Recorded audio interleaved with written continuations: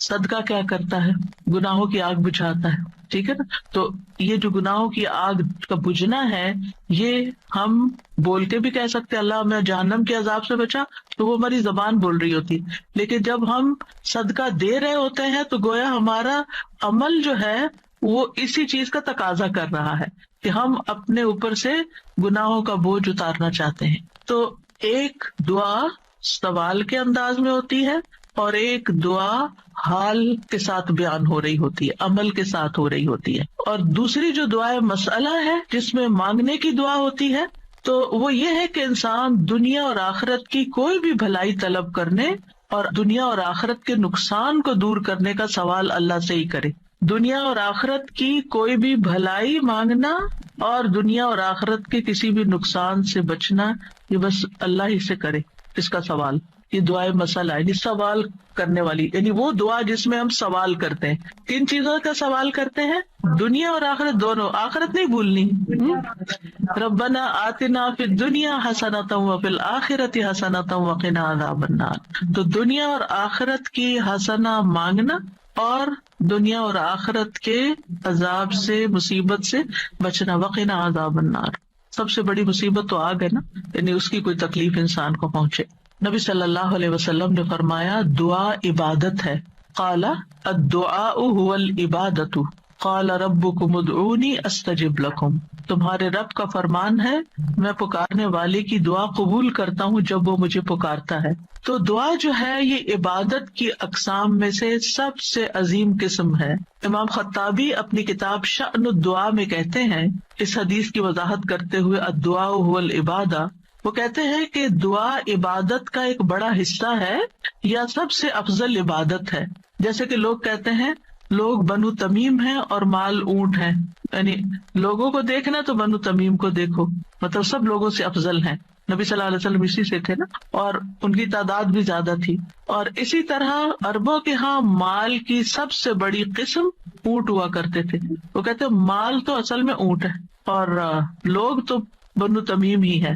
تو اسی طرح کہا گیا دعا تو عبادت ہی ہے.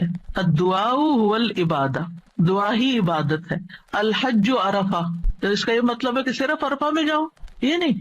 مطلب یہ ہے کہ جتنے بھی ارکان آپ حج کے ادا کرتے ہیں ان میں سے عرفہ کے دن کا قیام اگر کسی نے پا لیا تو اس کا حج ہو گیا، اور وہ سب سے بڑا دن ہے جس میں بخشش ہوتی ہے.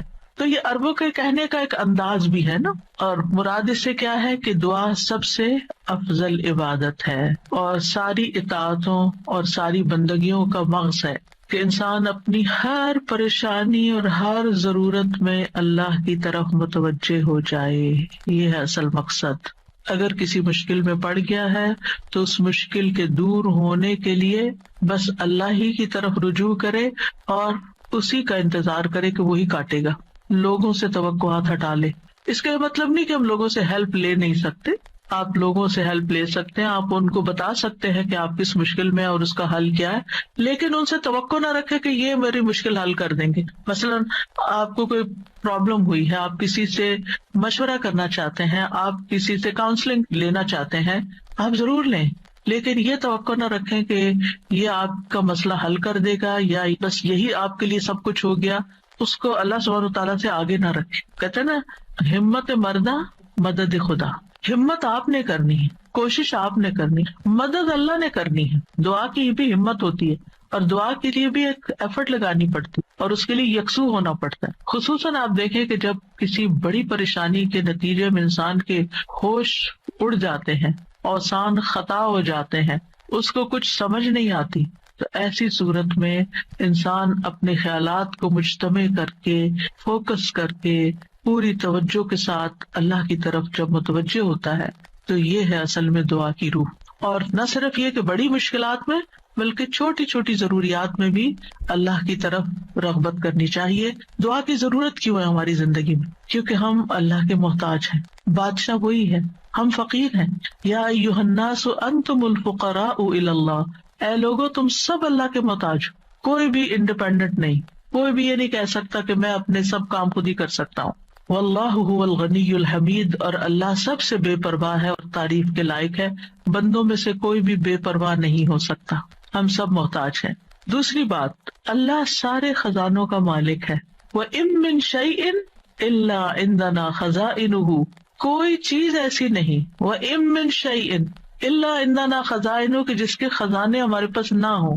آپ کوئی چیز آرڈر کرنا چاہتے ہیں تو پتہ چلتا ہے وہ تو ہے ہی نہیں، ختم ہو گئی، اسٹاک ختم، آؤٹ آف اسٹاک. بڑی سے بڑی کمپنی، بڑے سے بڑے ریسورسز رکھنے والے انسانوں سے جب آپ مانگتے ہیں تو آپ دیکھیں کیا ہوتا ہے کہ انسان بعض اوقات وہ اوپر جا کے اتنے نیچے گرتے ہیں کہ پائی پائی کے محتاج ہو جاتے ہیں. ایسی مثالیں آپ نے بھی دیکھی ہوں گی، سنی بھی ہوں گی کہ کہاں ان کے پاس بہت کچھ تھا اور کہاں وہ زیرو پہ آ گئے.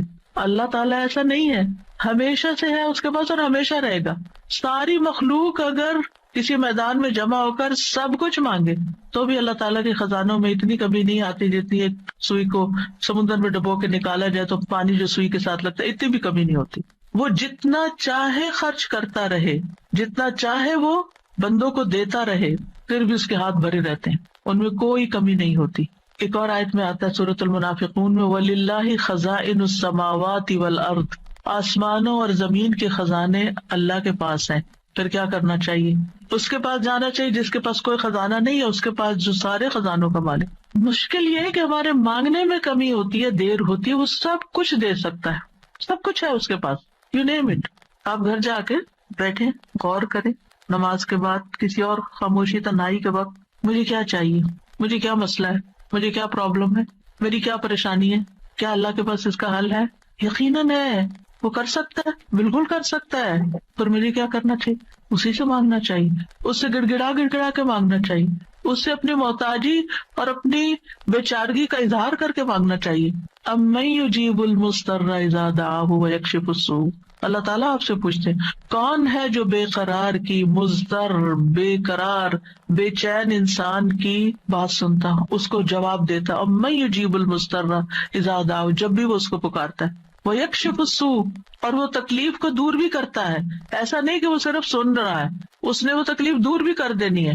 اور آپ کہیں گے بس اتنی سی بات تھی، میں اس کو اتنا پہاڑ بنائے ہوئی تھی، اپنی زندگی کا بہت بڑا مسئلہ بنائے ہوئے تھی، اور اللہ تعالیٰ کے لیے بس اتنی سی بات. میرے مانگنے میں کمی تھی، اس کے پاس نہیں کمی. ہماری دعا میں کمی ہے، ہمارے اخلاص میں کمی ہے، اس کے دینے میں کمی نہیں ہے.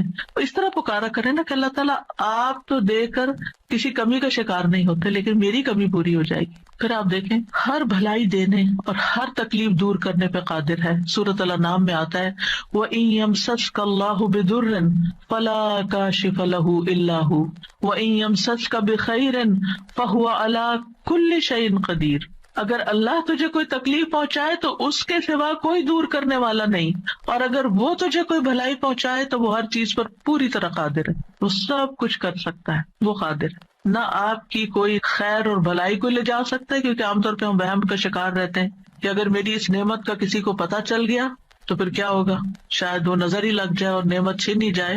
ہر وقت اس وہم کا شکار رہنا دراصل اپنے آپ کو ٹارچر کرنا ہے. نہیں، وَإِن يَمْسَسْكَ بِخَيْرٍ، اگر اللہ نے آپ کو کوئی خیر دی ہے، فَهُوَ عَلَى كُلِّ شَيْءٍ قَدِيرٌ، وہ ہر چیز پہ قادر ہے، وہ آئندہ بھی دیے رکھے گا. اس نے اس لیے تھوڑی دی ہے کہ بس ایک بندہ کوئی دیکھے اس چیز کو اور بس وہ واپس لے لے، وہ ایسا نہیں کرتا. ایک روایت میں آتا ہے کہ ایک شخص نے رسول اللہ صلی اللہ علیہ وسلم سے پوچھا، اے اللہ کے رسول، آپ کن چیزوں کی دعوت دیتے ہیں؟ یعنی آپ کی دعوت کیا ہے، آپ کیا بتاتے ہیں لوگوں کو، آپ کیا سکھاتے ہیں؟ آپ نے فرمایا، میں اس اللہ کی طرف دعوت دیتا ہوں جو اکیلا ہے، وہ اللہ کہ جب تم پر کوئی مصیبت آتی ہے اور تم اسے پکارتے ہو تو وہ تم سے تمہاری مصیبت دور کر دیتا ہے. یہ ہے اللہ کا تعارف. جب آپ کے بچے آپ سے پوچھیں اللہ کون ہے تو آپ کیا بتاتے ہیں؟ یہ بڑے بڑے لفظ بولتے ہیں نا. یہ دیکھیں یہاں پر کیا بولا گیا، اتنے سمپل. آپ بچے کو کہہ سکتے ہیں اللہ وہ ہے جو تمہیں کھانا دیتا ہے، اللہ وہ ہے جو تمہیں فلاں چیز دیتا ہے، تمہیں ماما بابا دیے ہیں. جو جو بچے کی ضرورت ہوتی ہے ایج کے حساب سے آپ اس اعتبار سے بچے کو اللہ کا تعارف کرا سکتے ہیں ان چیزوں کے ساتھ جو نظر آتی ہیں اور جو اس کی پسند کی ہے کہ وہ ہے اللہ. پھر آپ نے فرمایا کون ہے اللہ کہ جب تم کسی بیابان اور جنگل میں راستہ بھول جاؤ اور تم اس سے دعا کرو تو وہ تمہیں واپس پہنچا دیتا ہے. اور صرف جنگل بیابان نہیں، اب تو خیر GPS وغیرہ کی سہولت موجود ہے، اس کے باوجود بھول جاتے ہیں نا، اس کے باوجود غلط ٹرن لے لیتے ہیں، کبھی پہلے اور کبھی بعد میں. GPS فریز ہو جاتے ہیں، نیٹ چلا جاتا ہے، روڈ میپ ختم ہو جاتا ہے، کئی مسائل ہیں. تو کبھی بھی راستہ بھولیں تو ہم پہلی بات یہ سوچیں کہ اللہ سے دعا کرتے ہیں اللہ راستہ دکھا دے. راستہ بھولنے پر مجھے کبھی ٹینشن نہیں، میں ہمیشہ سوچتی ہوں اللہ پہنچا دے گا، ہو جائے گا، کوئی مسئلہ نہیں، اللہ کے تو علم میں ہے نا. میں تو کہتی ہوں کہ آپ کو پتا ہے نا کہاں ہے، بس وہاں لے جائیں. ہمیں نہیں پتا، آپ کو تو پتا ہے نا. تو جب آپ اللہ سے مانگتے ہیں، کبھی لاڈ پیار سے، کبھی اس کی کسی صفت کا واسطہ دے کر، کبھی اپنی عاجزی محتاجی ظاہر کر کے، تو وہ ضرور سنتا ہے. پھر فرمایا وہ ذات کہ جب تم قحط سالی میں مبتلا ہوتے ہو اور تم اس سے دعا کرتے ہو تو وہ تم پر پیداوار ظاہر کر دیتا ہے، یعنی تمہاری پیداوار اگا دیتا ہے زمین سے. یہ ہے اللہ، یہ اللہ کا تعارف. پھر آپ دیکھیے کہ ہم کیوں اللہ سے مانگے، کیونکہ زمین و آسمان کی ساری مخلوق اللہ ہی سے مانگتی ہے، تو ہم کیوں نہ مانگے. آپ غور کیجیے ذرا اس بات پر، یسألہ من فی السماوات والارض کل یوم هو فی شأن، اسی سے مانگتا ہے جو کوئی آسمانوں اور زمین میں ہے، ہر دن وہ ایک نئی شان میں ہے، اسی سے مانگ رہا ہے. ہر کوئی جو آسمانوں اور زمین میں ہے، ہر کوئی. کون کون ہے آسمانوں اور زمین میں؟ آسمانوں میں فرشتے ہیں جن کو ہم جانتے ہیں، زمین پر انسان اور جنات ہیں، اس کے علاوہ جو اور مخلوقات ہیں، وہ ساری مخلوق اللہ سے مانگ رہی ہے. اگر ساری مخلوق اللہ سے مانگتے اور ہم کسی اور سے مانگنا شروع کر دیں، غیر اللہ سے مانگیں، تو کتنی حماقت والی بات ہے نا. اللہ نے عقل اسی لیے دی تھی کہ ہم اللہ ہی کو نہ پہچانے. تو اللہ سبحانہ و تعالیٰ سے سوال کرنے کے اعتبار سے 4 طرح کے لوگ ہیں. امام ابن تیمیہ کہتے ہیں پس تمام آسمانوں اور زمین کے لوگ اللہ سے سوال کرتے ہیں تو ان کے 4 درجات بن جاتے ہیں. پہلی قسم، کچھ وہ لوگ ہوتے ہیں جو نہ ہی اللہ کی عبادت کرتے ہیں نہ ہی اس سے مدد طلب کرتے ہیں، حالانکہ اللہ نے ان کو پیدا کیا، ان کو رزق دیا، ان کو عافیت دی. یہ کون ہے؟ نہ اللہ کی عبادت نہ ہی اس سے دعا، کچھ بھی نہیں، کوئی تعلق نہیں. دوسری قسم کے وہ لوگ ہوتے ہیں جو اللہ سے مدد طلب کرتے ہیں تو وہ ان کی مدد کر دیتا ہے، لیکن وہ اللہ کی عبادت نہیں کرتے، عبادت نہیں کرتے. ہاں جب کوئی مسئلہ پیش آتا ہے تو پھر کیا کرتے ہیں؟ پھر دعا کر لیتے ہیں. ایسے لوگ آپ نے دیکھے ہوں گے، نماز نہیں، روزہ نہیں، صدقہ خیرات کچھ نہیں، ہاں کوئی مشکل پیش آئے تو پھر اللہ سے دعا کرتے ہیں. تیسری قسم کے کچھ وہ لوگ ہوتے ہیں جو اللہ کی عبادت اور اطاعت طلب کرتے ہیں لیکن نہ ہی اس سے مدد مانگتے نہ اس پہ توکل کرتے. نماز روزہ کر لیں گے، دعا نہیں کرتے، کہتے ہیں اللہ کو پتہ ہی ہے نا کیا چاہیے، اب مانگنا کس لیے. نہیں، اللہ تعالیٰ خود فرماتے وقال ربکم ادعونی، تمہارا رب کہتا ہے مجھ سے دعا کرو، تو کیوں نہ دعا کریں، ہمیں دعا کرنی ہے. چوتھی قسم کے وہ لوگ ہوتے ہیں جو اللہ کی عبادت بھی کرتے ہیں اور اس سے دعا بھی کرتے ہیں، اس سے مدد بھی طلب کرتے ہیں. تو اللہ تعالیٰ اپنی عبادت اور اطاعت پر ان کی مدد کرتا ہے. جیسے ہم کہتے ہیں ربی اعنی علی ذکرک و شکرک و حسن عبادتک، تو اللہ تعالیٰ مدد بھی فرماتا ہے. اب ہم اپنے آپ کو دیکھیں کہ ہم کون سی کیٹیگری میں فال کرتے ہیں، ہم کہاں ہیں.